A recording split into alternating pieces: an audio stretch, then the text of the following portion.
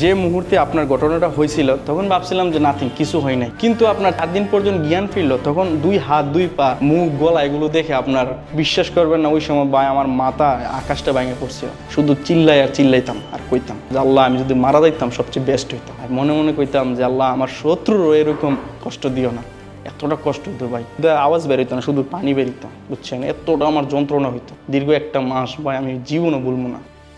ফ্রিজের পিছনে কিন্তু একটা গ্যাসের ডাব্বা আছে কালো করে ফুটবলের মতন, ওইটা নষ্ট হয়ে গেছে। মহিলা বলতেছে ঠিক আছে এটা চেঞ্জ করে দাও। যে মিশরি কি করছে আপনার ফ্রিজটা টান্দা বাইর করে পিছনের যে পুরাতন যে গ্যাসের ডাব্বাটা, ওই যে কম্প্রেসারটা, ওইটা কি করছে খুলছে। মিশরি বলতেছে তুই গ্যাসের ডাব্বাটা ওপেন কর, আমি গ্যাসের জ্বালাই দিয়ে পুরনটা খুলি। আমি কাছে ঠিক আছে। তো আমি গ্যাসের ডাব্বাটা ওপেন করলাম আর হ্যাঁ জ্বালাইটা দিয়া পুরনটা খুলে ফেলছে। খোলার পরে আপনার নতুন যে আপনার কম্প্রেসারটা ছিল ওইটা আমি গাড়ির থেকে আনছি, আনার পরে সে ওইটা পুরাতনের জায়গায় লাগাইছে। লাগানোর ক্ষেত্রে আপনার ফ্রিজ থেকে যে লাইনটা আসে আর কম্প্রেসারের যে লাইনটা, এটা আপনার একত্র করে আপনার জ্বালাই দেওয়ান লাগবে। তো এটা দিতে গিয়া তখন সে আমার আবার বলতেছে যে তুমি গ্যাসের মুখটা এটা ওপেন করো। তখন আমি ওপেন করার ক্ষেত্রে এরকম সময় আপনার মহিলাটা আসলো, সৌদি মহিলাটা আসা বলতেছে যে তোমরা দরজা লাগিয়ে কাজ করো, না হলে গ্যাসের গন্ধ বাইরে যাচ্ছে, আমার বাচ্চাদের সমস্যা হইতেছে। তখন আমি উঠে গিয়ে আপনার দরজাটা বন্ধ করে দিছিলাম। দরজা বন্ধ, জানালা সবকিছু বন্ধ, বুঝছেন? আমি এই কাজের সম্পর্কে কোনো কিছু জানি না। তো ওই সময় মিশরি কিন্তু বলা উচিত ছিল যে দরজা ওপেন কর, নাহলে গ্যাসটা বাইরে যাবে না। ওই কথা সে বলে নাই,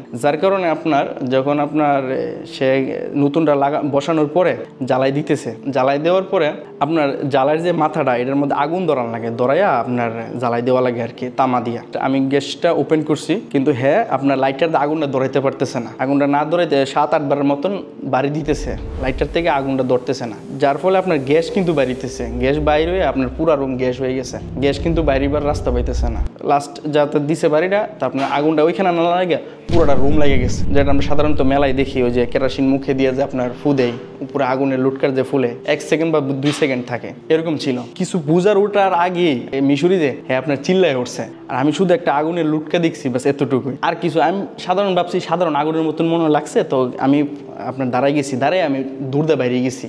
তো মিশরি আমার পিছনে পিছনে চিল্লাইতে বাইরিতেছে, কিন্তু আমার চিল্লি বাইরিতেছে না। আমার গ্যাস মূলত ঢুকে গেছিল ভিতরে, গ্যাস আর আগুন ভিতরে ঢুকে গেছিল। আমরা এই ধরনের সাধারণত গরম কিছু খাইলে, চা খাইলে যাই ফুরা যায় না, এরকম সেম অবস্থা ছিল আমার। কোনো কিছু খাইতে পারতাম না জ্ঞান যখন ফিরছিল। তো ওই সময় কি হয়েছে আপনার মিশরি আমার পিছনে বাইরে গেছে, তখন আমিও বাইরে গেছি। তখন আমি সৌদির মহিলার বাড়ি একতলা ছিল, তখন আমি নিচে চলে গেছি গাড়ির কাছে গিয়ে। আমি বৈশা মনে মনে ভাবতেছি যে আমার মোবাইল ফালাইতে হয়েছি উপরে, আমার সেন্স এখনো আছে। হাতগুলো আমি এভাবে মরাইতেছি, চুলগুলো মরাইতেছি।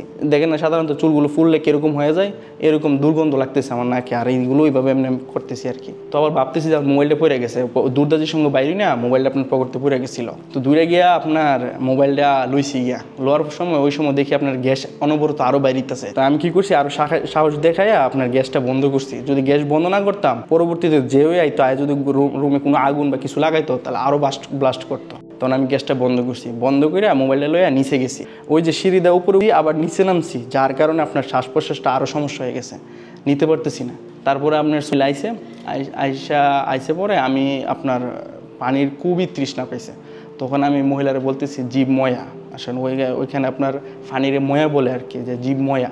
তখন সৌদি মহিলা আপনার আমার জন্য 1 বোতল পানি নিয়ে আসছে। তো বলতেছে আল্লাহ, খাওয়ার পরে আরও অবস্থা খারাপ হয়ে গেছে। মূলত এগুলো তো আপনার পুরসে সমস্যা নাই, কিন্তু ভিতরে যে গ্যাসটা ঢুকে গেছে, শ্বাস প্রশ্বাস নিতে পারতেছি না। তখন আমি সৌদির বাড়ির নিচে গিয়ে আপনার শুয়ে গেছি। তো আপনার 4 থেকে 5 মিনিট পর এর মাধ্যমে আপনার অ্যাম্বুলেন্স চলে আইসে আর কি। সৌদি মহিলা ফোন দিয়ে নিয়ে আসছে। তো আপনার অ্যাম্বুলেন্সে আমার উঠাইছে, মিশরিও গিয়ে উঠছে। মিশরি আপনার চিল্লাপাল্লা করতেছে। ওই মিশরিদের চামড়া একটু ফাতলা, তো যার কারণে হের হালকা লাগছে, কিন্তু এর যন্ত্রণা বেশি হইতেছে। আর আমার চিল্লাইতেছে না আপনার, যার কারণে গ্যাস ভিতরে ঢোকার কারণে কোনো কথাই আসতেছে না, শ্বাসই আসতেছে না। আমি কি চিল্লাপাল্লা করবো? যাই হোক, তারপর আপনার 5 থেকে 10 মিনিটের মাথায় আমাদের হসপিটালে নিয়ে গেল। তো এতক্ষণ পর্যন্ত আমার সেন্সলেস আছে, আমি বলতে পারতেছি যে আমার এগুলো একটু ফুরাইতেছে বা শ্বাস নিতে পারতেছি না। তো কিছুক্ষণ পরে হিন্দি মহিলা ডক্টরের সাথে পরামর্শ করে, ওই দেশের সৌদি ডক্টরের সাথে পরামর্শ করে 2 মিনিট বা 3 মিনিটের মাথায় আসলো। আসার পরে দেখতেছে যে আমি আর শ্বাস নিতে পারতেছি না। আপনার যে শ্বাস প্রশ্বাস না নিতে বলে যে একটা জুড়ে এরকম হয় না, এরকম হইতেছে। তারপরে আপনার অক্সিজেন লাগাইলো, আর মাথার মধ্যে কি লাগাই যে আপনার একটা চাপ দিল, আর বলতে পারি না শেষ। শনিবার আর বুধবার বিকালে দুর্ঘটনা হয়, তারপর শনিবার বিকেলে আপনার জ্ঞান ফিরে। 4 দিন পরে আপনার আইসিইউ থেকে আমার বাই করছে। 4 দিন পরে আমার জ্ঞানটা ফিরলো। তখন আমি এই হাত এমনি উপর উঠাই, এই হাত উপর উঠাই, ভাবতেছি কি হইলো আমার সাথে, কি ভয়ানক হয়ে গেছে। বিশ্বাস করবেন না, ওই সময় ভাই আমার মাথা আকাশটা ভেঙে পড়ছিল। এক তো ঋণের চাপ, দ্বিতীয়ত আমি মাত্র দেশ থেকে ছুটি কাটায় গেছি। দেশে আসা মানে প্রায় 2-3 লক্ষ টাকা আমার খরচ, পার্সোনাল ব্যক্তিগতভাবে, বুঝছেন। সব কিছু মিলে মানে আমার মাথায় আকাশ ভেঙে পড়ছিল। শুধু চিল্লাইতাম আর কইতাম। তো বাইকের উপর যখন জ্ঞান ফিরে তখন ডাক্তার দুইরা আসছে, আয়সা বলতেছে তুই যে বাঁচবি আমরা কেউ ভাবি নাই। তো জ্ঞান ফেরার পরে আপনার নাকে দেখতেছি 5, মুখে দেখতেছি 5, বুকে অনেক কিছু, এখানে আপনার এই যে ক্যালেনার দাগগুলো রয়ে গেছে, এখানে ক্যালেনা, এখানে চাচ্ছেতে অবস্থা। তো 2 দিনের মাথায় কী করছে আপনার যে হসপিটালের যে আপনার সিস্টারগুলো, ওরা আয়সা বলতেছে যে তোকে গোসল দেওয়া হবে। ভাই বিশ্বাস করবেন, যখন আমার যে ড্রেসিং করাইবো, এই যে আপনার প্রথম কী করতো, উপরে একটা পাতলা লেয়ারের মতন একটা কাপড় দিত, তারপর দাফে 7টা কাপড় আমার হাতে পেঁচাইতো, 2 হাতে 2 পায়ে সব জায়গায়। তো এইগুলো সবগুলো খোলার পরে লাস্টে যে পাতলা কাপড়টা ভাই টান দিত। বিশ্বাস করেন ওই সময় মনে মনে ভাবতাম যে আল্লাহ আমি যদি মারা যাইতাম সবচেয়ে বেস্ট হইতাম। আর মনে মনে কইতাম যে আল্লাহ আমার শত্রুরও এরকম কষ্ট দিও না। এতটা কষ্ট হইতো ভাই, আমি চিৎকার, মুখ দিয়ে আওয়াজ বেরোতো না, শুধু পানি বেরোতো, বুঝছেন। এতটা আমার যন্ত্রণা হইতো দীর্ঘ 1 মাস ভাই, আমি জীবনও ভুলবো না। তারপরে এরা কী করতো, এগুলো খুইলা আপনার বাথরুমে নিয়ে যেত, নিয়ে আপনার ওই দেশের পানি তো এমনিই গরম, তারপরে এই গরম পানি যখন দিত ভাই এতটা কষ্ট হইতো।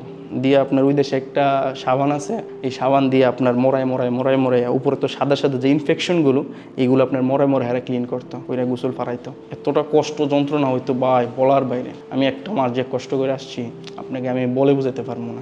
তারপরে যখন আপনার ব্যান্ডেজ খুলে তখন দেখতেছি আমার এখান থেকে এতটুকু পর্যন্ত মাংস কাটা লাইছে। তখন আমরা ডাক্তারের প্রশ্ন করলাম, আমার মামা, ওর এখান থেকে মাংস কাটা কেন? তখন ডাক্তার বললো যে আগুন যখন লাগছিল এই হাতটা বেশি সমস্যা হয়ে গেছিল, এই ডান হাতটা, ডান পাইটা। 15 দিনের মাথায় যখন একটু সুস্থ হলাম, কথাবার্তা বলতে পারি বা খানা দানা খাইতে পারি, তখন তারপর আবার আপনার আমার সার্জারি করার জন্য অপারেশন থিয়েটারে নিয়ে গেল। ওই দেশের আপনার সর্বমোট বিল আসছিল আপনার 1 লাখ রিয়ালের উপরে, যা বাংলা টাকায় 35 লক্ষ টাকার সমান। কিন্তু ওই টাকাটা যদি আমার দেশে দেওয়া হইতো, আমার বাড়ি গাড়ি কিডনি বিক্রি করে দেওয়া লাগতো ভাই। ভাগ্য ভালো ছিল আমি তো ওই দেশের কর্মরত অবস্থায় আমার অ্যাক্সিডেন্ট হয়েছে, যার আপনার দায়ভার সরকার, তো সরকারে ওই টাকাটা দিছে, যার কারণে ভাগ্য ভালো ছিল। আর আমার কোম্পানিও আমার অনেক সাপোর্ট করছে, আপনার কোম্পানির কফিল বলেন বা আমার বন্ধুবান্ধব বাঙালি অনেক বন্ধুবান্ধব অনেক সাপোর্ট করছে। আগুনটা লাগার পরে আমি ভাবতেছি একেবারে কিছু হয় নাই, বাস জাস্ট পশমগুলো পুড়ে গেছে, আর হয়তো আমার ব্রু আর হয়তো চুল কয়েকটা সামান্য পুড়ে গেছে, এর বাইরে কিছু না।